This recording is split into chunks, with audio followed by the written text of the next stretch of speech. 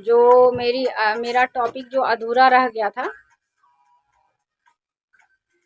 वो टॉपिक जो मेरा है स्टार्टअप वाला। मैंने जो एक मशीन और ये एक मशीन एक आइडिया, एक मशीन और एक स्टार्टअप जो मैंने करवाया था, उसी पे मैं टॉपिक को थोड़ा आगे लेकर चल रही हूँ। उस टॉपिक पे बहुत सारी बातें आपसे मुझे करनी है, ठीक है।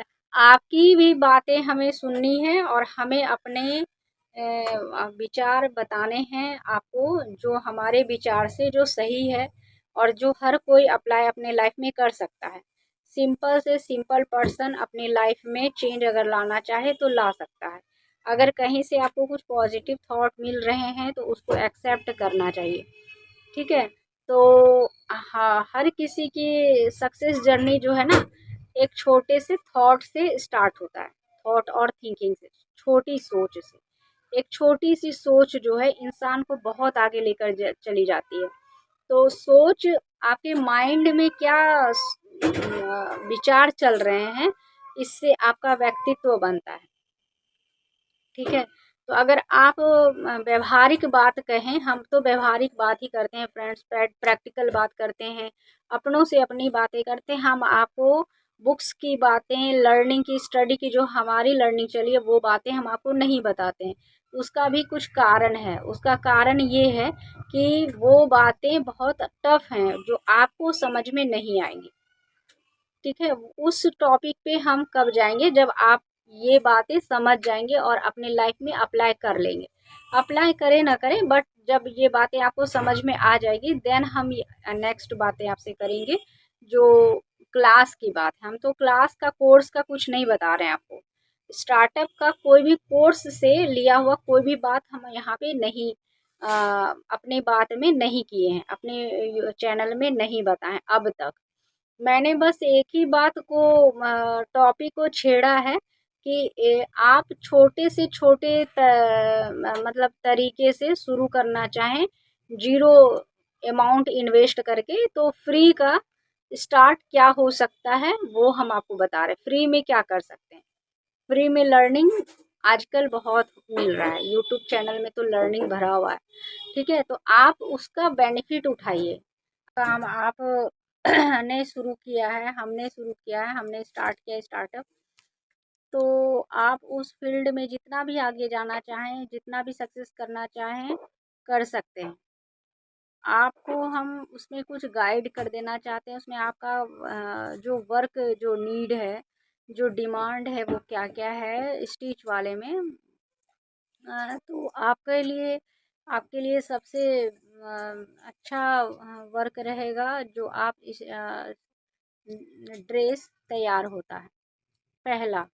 दूसरा होता है कि आप पैकिंग का प्रोडक्ट, आप कपड़े का तैयार कर सकते हैं, पैकेजिंग वाला। क्योंकि आजकल पॉलिश प्लास्टिक बंद हो गया है ना, तो कपड़े का थैला, कपड़े का बैग, ये सब बना सकते हैं। उसका भी बहुत अच्छा डिमांड है। हर किसी के लिए, खुद के लिए भी ज़रूरी है और सबके लिए भी ज़रूरी है।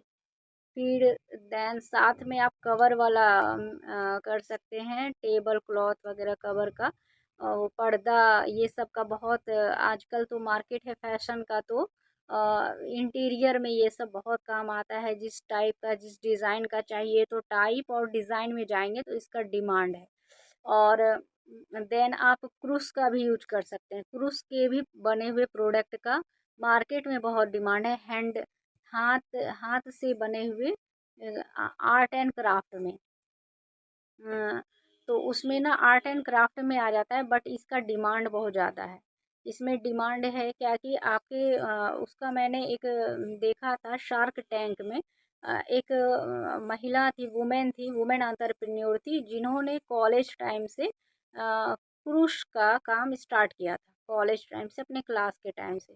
तो वो कैसे स्टार्ट की थी, वो उनकी दादी ये तैयार करती थी, ठीक है। उन्होंने अपनी स्टोरी बताई छोटी सी कि मेरी दादी को क्रूस का वर्क बहुत अच्छा आता था और मैं बैठकर उसको देखती थी। तो उसको वो वर्क अच्छा लगता था स्टिच का। बहुत लोगों को, बहुत फीमेल को घर से अगर दिख जाता है कुछ, जैसे घर में कुछ दिख जाता है तो उसमें इंटरेस्ट आता है, जिस चीज़ को हम देख रहे हैं करीब से, उसमें इंटरेस्ट आ जाता है। तो वो उन्होंने देखा कि ये आपका जो है ये वो दादी उसकी क्रूश का वर्क अच्छा कर रही थी, ठीक है, फ्लावर वगैरह बनाना ये सब हो रहा था। उनके कॉलेज के कुछ फ्रेंड ने डिमांड किया अपने फ्रेंड को गिफ्ट करने के लिए। तो उन्होंने उसको वो एक्सेप्ट किया कि मैं आपको ये तैयार करके दूंगी। देन उन्होंने अपने घर में अपनी दादी के हेल्प से पहले स्टार्ट, क्योंकि उनको आता नहीं था, तो पहले वो दादी के पास रहकर उसको पहले अच्छे से तैयार की, सीखी, बहुत परेशानी का सामना करना पड़ा, टाइम लगा। तो पहले तो दादी से ही वो दे दी तैयार करवा के, फिर देन वो ध्यान से इस चीज़ को सीखना स्टार्ट की। उसको बहुत परेशानी हुआ, बहुत प्रॉब्लम आए, लगता था नहीं सीख पाएंगे। वो बोली भी कि मुझे ऐसा लगता था कि मैं क्रूज़ चलाना सीख नहीं पाऊंगी, लेकिन एट द एंड में उन्होंने ये बताया कि इसी क्रूज़ से मैं अपना बड़ा एक छोटा सा स्टार्टअप मैंने किया था, आज मैं इसी में अपना मुकाम बनाया है मैंने। मतलब मेरा एक बिजनेस है और स्टार्टअप है, मैं बहुत सारी फीमेल को मैंने वर्क दिया है और क्रूज़ का बना हुआ प्रोडक्ट मैं उनको प्रोवाइड करती हूँ। और उसकी डिमांड है मार्केट में हमारे प्रोडक्ट की, और हमारा अमेज़न पे भी प्रोडक्ट आता है। बट मैं इसको अपने डायरेक्ट में देने में ज़्यादा बिलीव करती हूँ, क्योंकि उसमें बेनिफिट ज़्यादा होता है। ठीक है फ्रेंड, तो ये है। तो उन्होंने क्या किया कि उस बात को वो समझी, नीड को, कि ज़रूरत है, डिमांड है, उसको बोला गया कि मुझे नीड है इस चीज़ की। तो उस चीज़ को वो तैयार करके, वो प्रिपेयर करके वो दी। तो इस चीज़ से उसका शुरू हो गया। तो वो बताए कि मैंने क्रूज़ सीखा और मैंने घर से ही स्टार्ट किया। मैं लर्निंग भी लेती थी, मैं अपनी पढ़ाई भी करती थी और मैं अपने बचे हुए टाइम में ये काम करती थी। और फिर देन इससे क्या हुआ, धीरे धीरे धीरे धीरे उसका ग्रो होना स्टार्ट हुआ, घर से सपोर्ट मिला और वो अच्छा की। तो इसीलिए तो फ्रेंड्स, हम जो बात कर रहे थे, तो आप जो है आप भी अपना स्टार्टअप छोटा सा शुरू से शुरू कर सकते हैं। आप कॉलेज टाइम में हैं या फिर आप लर्निंग पीरियड, लर्निंग टाइम चल रहा है आपका, या फिर आपका वर्क चल रहा है, आप कोई जॉब ज्वाइन कर चुके हैं, आपके पास टाइम का अभाव है, तो भी अगर आपके मन में ये भावना है कि हम अपना खुद का कोई एक काम जो हाथ से स्टार्ट किए करें, खुद का एक छोटा सा, और हम उसको उसी में करियर बनाए, तो वो भी करना बहुत अच्छा है आज के टाइम में। ठीक है। और देन आपको वर्क फ्रॉम होम में कुछ ना कुछ आर्ट एंड क्राफ्ट का ही आता है। हमारे लर्निंग की चीज़ें जो कि हम लर्निंग किए हुए हैं, स्टडी किए हुए हैं, क्योंकि स्टीच लर्निंग करना पड़ता है, स्टडी करना पड़ता है इसकी। ठीक है। लेकिन अगर आप सीखना चाहें तो सीखने के लिए उम्र की बाउंडेशन नहीं है। सीखना हम किसी भी एज में स्टार्ट कर सकते हैं, और अर्निंग भी हम कभी भी चाहें जब स्टार्ट कर सकते हैं। ठीक है। बट शुरुआत में उतना ज़्यादा बड़ा करने के ऊपर ध्यान नहीं देना चाहिए। कुछ लर्निंग, आपकी आपके हाथ में जो कला है, आर्ट है, वो अच्छा होना चाहिए, उस पर पकड़ होना चाहिए। ठीक है। इससे आगे आप ग्रो करेंगे, आपका नींव स्ट्रांग होना चाहिए। आपके पास जो भी लर्निंग है, एजुकेशन है, वो अच्छा होना चाहिए, ताकि आप आगे आगे फ्यूचर में कहीं अटके नहीं। ये चीज़ ध्यान देना होता है। बाकी काम आप नहीं भी आता तो भी शुरू कीजिए। खराब करते करते ही हम कब अच्छा करने लग जाते हैं हमें ही पता नहीं चलता है।